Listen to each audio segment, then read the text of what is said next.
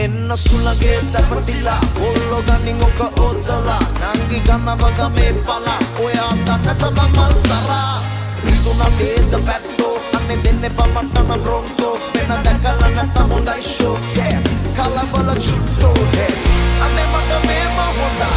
එන්න කොසුවද පියා නිතරග කපර ඔයා මට දානවා නුඹ විදහි සරවැදුනා මගේ කෙල්ල